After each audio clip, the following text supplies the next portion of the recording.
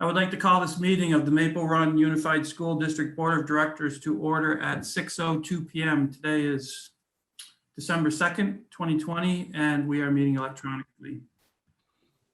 We currently have 9 board members present, representing 8.5 votes. Welcome, everybody. The first item is the agenda review. Can I get a motion to approve the agenda as presented? So moved. Thank you, Mr. Corey. Second. Thanks, Steve. All those in favor signify by saying aye. Aye. Opposed? Ayes have it. 8.5 to 0. Please join me for the Pledge of Allegiance. I pledge allegiance to the flag of the United States of America and to the republic for which it stands, one nation, under God, indivisible, with liberty and justice for all. Thank you. Our next item is visitors. Do we have any visitors tonight who would like to address the board?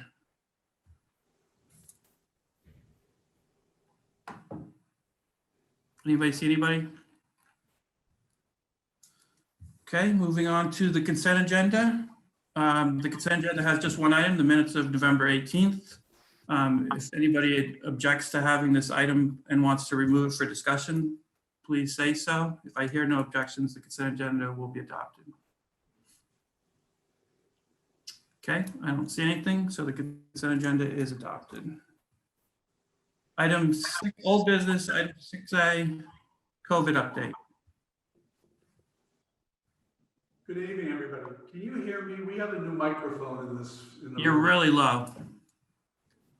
Really low volume.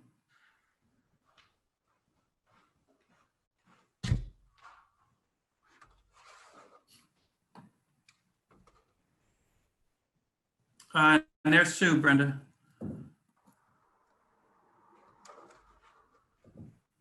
Is that any better? Yes, it is.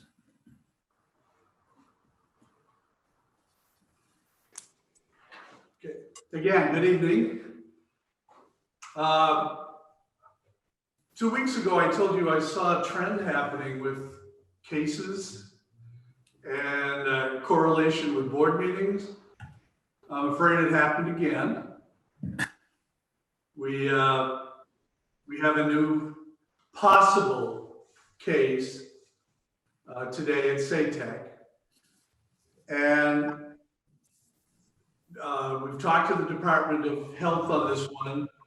And the Department of Health are, in this specific case, even though it's just possible, it hasn't been proven yet.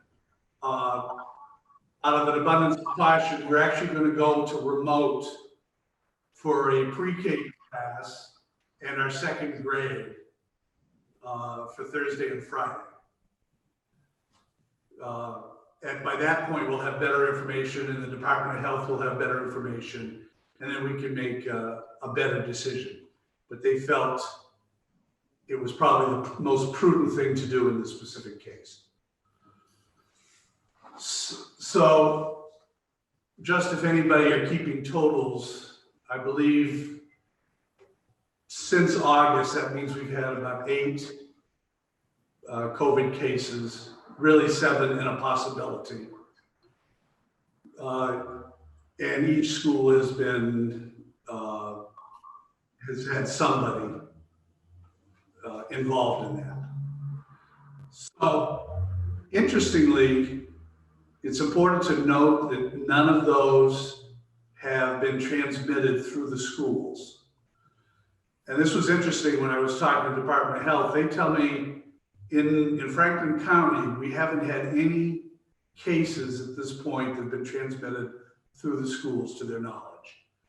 It's all community transmission occurring, and then somebody comes into the school, but at this point, they're feeling confident that because the protocols that have been put into place, that it's kept away from the fact of other people getting it while the kids are in school.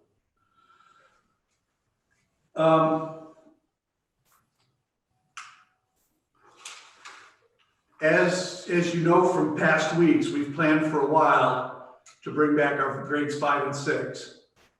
And they're planned on coming back tomorrow, Thursday. And what I mean by coming back, they're already in for 2 days a week. And they'll be coming in now for 4 days a week, as is true through the pre-K, through the K through 4.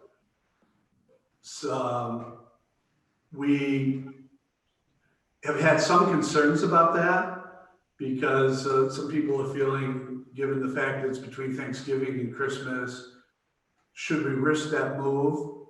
And we looked very, very carefully at this because we want to make sure there's safety here. And the governor's telling us to keep moving with it. AOE is, we had a very good meeting with the Department of Health on Monday because I wanted to get their opinion one last time. Even though most of our neighbors are already in, at least up to grade 5, I wanted to hear from the Department of Health. They're feeling confident that it's the right move to allow the kids in, given the community transmission, which, although we're hearing a lot, is still relatively small in this area, though growing. And not happening within the schools. And the feeling is that right now, schools seem to be the safest place for them, as well as the healthiest, to keep them learning. So given the metrics that we've used, I'll just remind you of the 3 metrics we're using. One being, are our protocols in place and are they working? And they are. And Department of Health continuing to give us kudos over that. And that's why contact tracing and everything has gone relatively smooth. Staffing is continuing to be fragile. And I would tell you right now that if anything keeps us from opening or staying open, it'll be staffing. That's my prediction. Because every time, and St. Tech's a good example today, every time something like this happens and quarantining needs to occur, it keeps some of our staffing out. And it's not faculty or staff staying home because they're scared or whatever. It's because they need to quarantine. So it is fragile, and we go day by day. City School has been struggling with support staff and have done a real heroic job hiring and trying to keep up with it. But that would be the one thing we would be most concerned with. But at this point, we're okay on staffing on the second metric.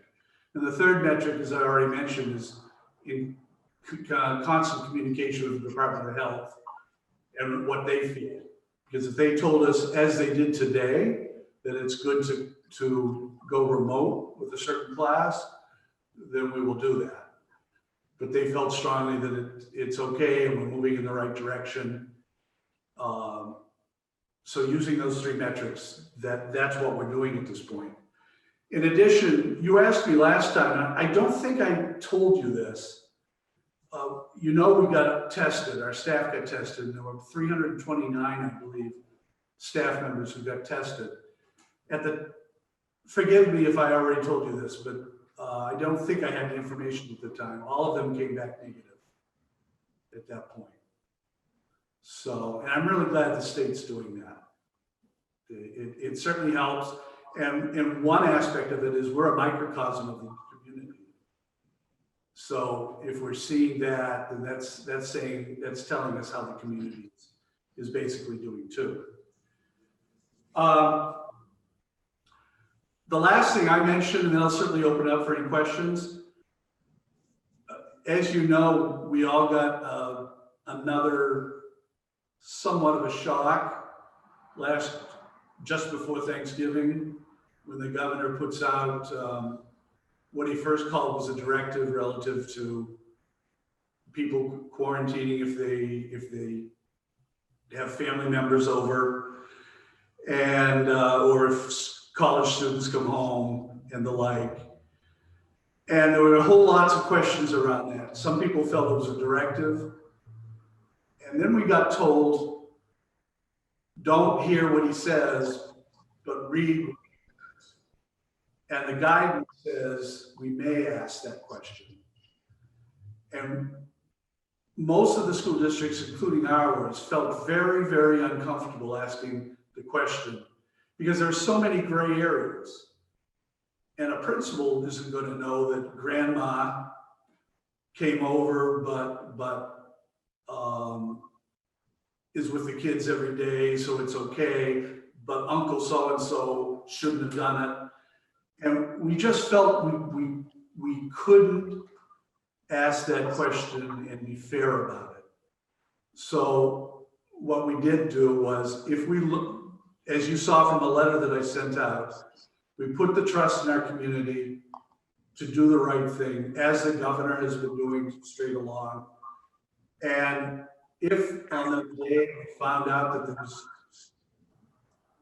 through a student who might have blurted something out, then the principal did call the parent and ask them about it, and asked if they knew the rules and things like that. So it was a bit of a compromise, and certainly everybody did the best they could on that. But that was a tough decision, and it was tough that it was put out there and publicized just before Thanksgiving without any notice. So that's a lot of info. But I'm at the end of mine. Are there any questions for me? Joanna, you're muted. No, oh yeah, there you go. Thanks. Hi, Kevin. My question was it's in the same vein as what you're saying right now, and that is, come the extended holiday break, is there any discussion around extending it another week into January? I feel like we're asking a lot of our staff right now. We were all asked, not just our staff, but we were all just asked as a state not to have multifamily gatherings at Thanksgiving. And that was hard for some people to swallow, but I think a lot of people followed that guidance and respected it. My question is, come Christmas, and I just know that that's a really important holiday for a lot of people. And I'm wondering if there's any conversation, just a compassionate conversation around what to do for the next coming break, and if there's discussion around extending it another week. So the honest answer to that, Joanna, is maybe. The Champlain Valley Superintendents has started that discussion. We're trying to do things as a area superintendency. But as everyone probably understands, there are pros and cons to all of that. It certainly makes sense from the point of view, it gives our staff a little bit of breathing room, and it gives people a chance that if they need to test people who've come home for Thanksgiving, for Christmas, they have the opportunity to do that and still make it right the next week and get in. The other side of that is the commitment we have to our community around kids who need daycare and who have those issues, and two parents who are working.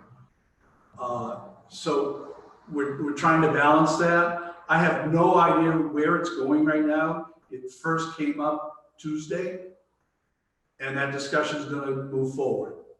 It has pros and cons, and we're going to see what we can do. And there may be some way of splitting the middle on this. Mm-hmm. Yeah, I completely understand that there's pros and cons for that, and I respect that. If the decision could happen sooner than later, then people could make a plan. And I think that I think if you did a poll, a community poll, you'd have more people in favor it than against it. I don't know about the other schools, but I know the school I work in and the district I work in, we're having pretty high absentee right now. People pulling their kids left and right, people saying that they don't even want their kids to be in school until after Christmas break. So I just think that I hope it's given a lot of thought, because people are people are hitting their breaking point. You would have thought that people came back refreshed this week, but it didn't feel like that at all. No, I get it. I hear it. We've seen that too. Grant? Yeah, in considering the options, have you been looking at maybe expanding the virtual program, at least temporarily, to pick up some of the, that slack about folks that are just choosing not to go in? I don't want to put Bill on the spot, so I'm going to answer that initially, and then Bill has anything more to say, because Bill kind of is taking charge of the virtual part. Our biggest issue there, Grant, is just around staffing, because we've only got so much staff that's working a huge amount of kids who are in virtual, and we don't have any more staff. So those are the issues that are coming up right now. Is how we do that. Bill, do you have anything to add to that? Yeah, I'll just give a little more detail, but I agree with everything Kevin just said. Staffing's the number one piece, but going to our virtual academy is like switching schools, especially at the high school level. You can only do it at the semester because we're with courses. So you can't, it's not like you're in the classroom and then you go out of the classroom, you have the same teacher. So there isn't anywhere in Vermont where we have a day-to-day alignment in what's being taught. We just don't believe in that in Vermont. That's not good pedagogy for our students. So we adjust to the students we have in front of us. They still go for the same goals and the same learning targets and the same objectives and standards. So the other piece on that, and we've been dealing with this a bit, I've been working with the principals this past week, is the parents that asked that. And it's really talking about the schools are the safest place right now. And we're hearing that from the health department left and right. They really are. It's the community is where issues are happening. The other issue nationally, and I'm sure it's the same here, is with the emotional situation of the kids going to remotely. They're having a lot of issues with kids being. Well, Al's right. And that's the other thing we always have to deal with, because we are an educational institution. And while we're working on safety too, there's nobody that doesn't believe that students are not doing better in school than if they were fully remote. Even though we're doing a heck of a lot better in remote than we did last April, it's still not the same thing. And children are social animals and generally want to be back. So we're balancing all of that as we try to make these decisions. Anybody else have questions for Kevin? I agree with the choice that you've made so far, Kevin, that's for sure. And maybe you can just keep us up to date on how that conversation goes with the Champlain Valley superintendent. Well, I think it's going to be on future agendas. Okay. Because I agree with Joanna that it's better to do it quicker than Right. Okay, moving on to item 6B, the superintendent search update. I would like to move that into executive session under 1 VSA 313A3, the employment of a public employee, and we do not need a finding for that. 7A, new business FY22 budget. Martha, can you let us know where we're at in the process?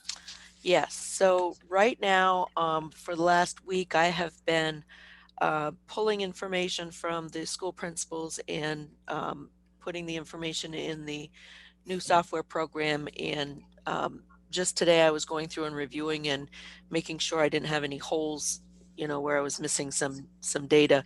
And there are still a few places where I've got to research a little bit more before I can say they're final. We're still working on our staffing levels and that kind of information. We're well on our way. It's just tedious and arduous work that I'm working on right now. I'm not sure if you received the information from the Department of Taxes today regarding the possible estimated property yield, the homestead yield. They're looking at it going from 10,998, which was last year's property yield, down to 10,763. And with just that piece of information, if all else were equal, which we know it isn't, but I just did the exercise just to see where it landed, that would give our municipalities between a 3 1/4 and 3 3/4 of a cent increase in our the tax rate. So we'll be looking at the expense side of the budget pretty thoroughly in the next couple of weeks, as well as looking at the revenue side to see where we land. Haven't gotten any information as far as equalized pupils at this point, although Kevin did remind me today that they did state that we were going to be held harmless and that our equalized pupil count will be no less than it was last year. So if there is a change in the pupil count, it will only be to our benefit. So I'm going to be working with that number from last year until I get better numbers. Yeah, and So the good thing about that is if there's a change in per pupil spending, it's totally because of our budget, not because of we just had students that we left and have less. yes, Yep. you're right. Yep. What did I want to say? I think all board members did get that Notice. notice. So if board members should look at that. Yep. There was a couple documents in there. And then one of the things that was talked about in the letter, Martha, was that a lot of districts might have surpluses because of, you know, some of the federal funds that they've received, and they could possibly move that into next year. Right.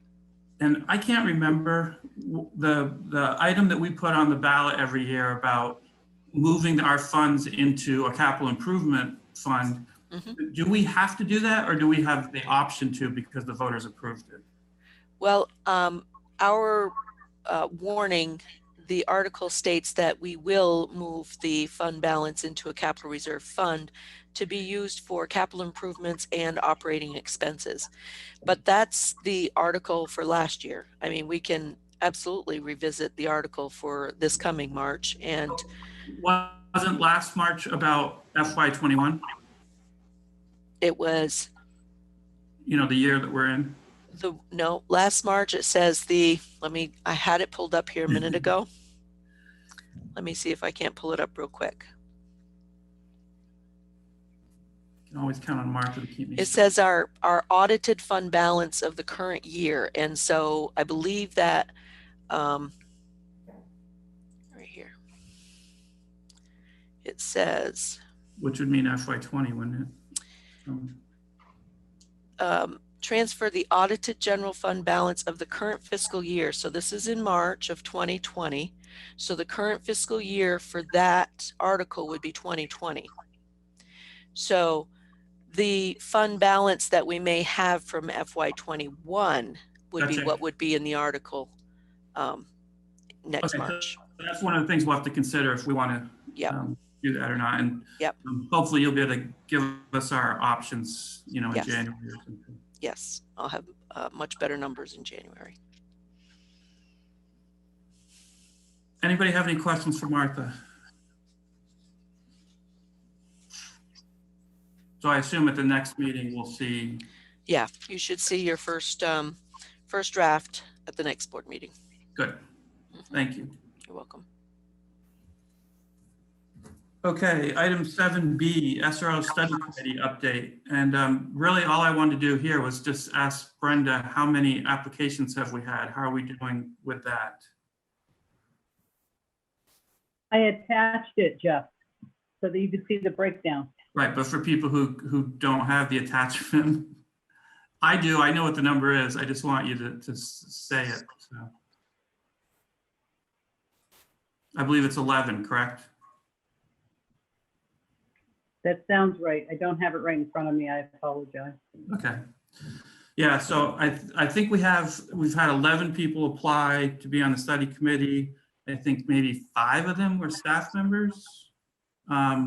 So we still have we have another week until the 10th. But I think we need to think about how we're going to proceed with that at our next meeting. Okay. Oh, and I did want to ask Steve, I don't get the Messenger anymore, so I was wondering, did you ever send in your letter to the editor about this? No, I did not send anything in, Jeff. I just submitted it out there for critique and to see what people thought. I got thumbs up. I didn't know, I'm sorry, I didn't know it rested on me to get it to the messenger.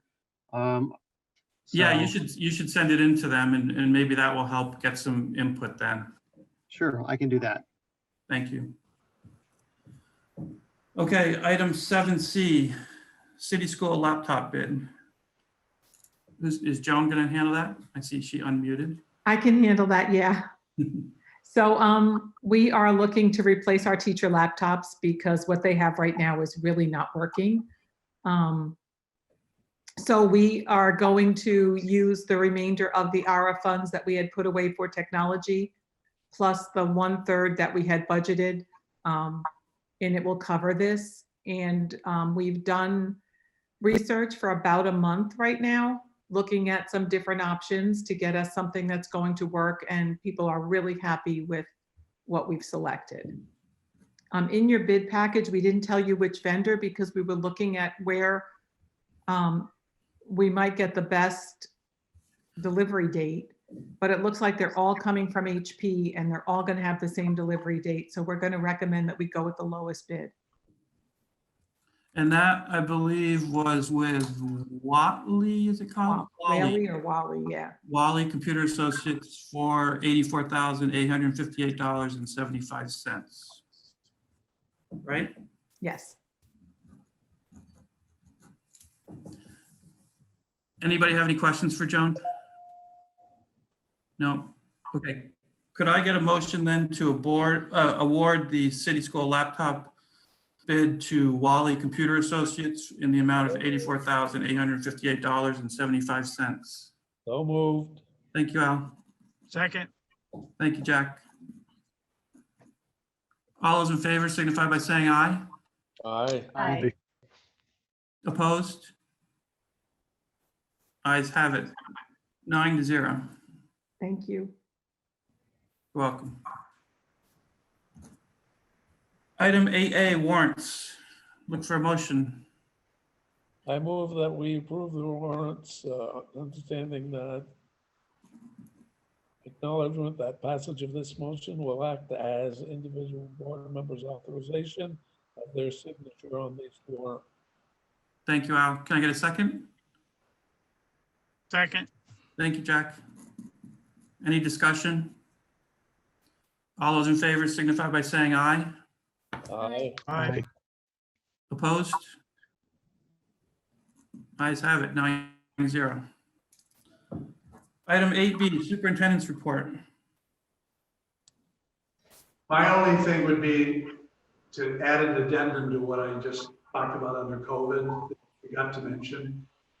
And that is, I'm sure many of you heard that there was concern around the state, around us, schools opening after Thanksgiving, because there would be staffing issues, because of staff either going away, going into a red zone, or whatever. And I have to just commend everybody, administration, support staff, faculty. It did not happen. We were there on Monday. We were there for the kids. And in some cases, I don't know because I don't have the data on it with us, but I know some superintendents talked about the fact that their attendance on the Monday after Thanksgiving was actually better this year than usual. And it's so nice to know that we've got that professionalism going, and everyone understands the need right now to be in class and in school. So thanks. Definitely. Okay, item 8C, board announcements. Does anyone have an announcement, David? Okay. Agenda items for future meetings. So we will be budgeting, right? And then we'll also talk about COVID update, of course. What is our meeting schedule over the next, I don't know. I few believe the weeks? dates are pretty much usual, Grant. Okay, I didn't know if the holidays would I interfere. don't think it did. The next one's the 16th, and then I think January, I don't remember the January dates, but. Jeff, would we also, for the next one, we'd also have the SRO, Yep. application. Study Just wanted- committee selection. Great, thank you. Thank And you. at that point, we might have a negotiations update too. Okay. All right, now I'd look for a motion to go into executive session under 1 VSA 313A3, the employment of a public employee. So moved. Thank you, Al. Second, Thank you, Joe. All those in favor signify by saying aye. Aye. Opposed? Ayes have it. Thank you, everybody.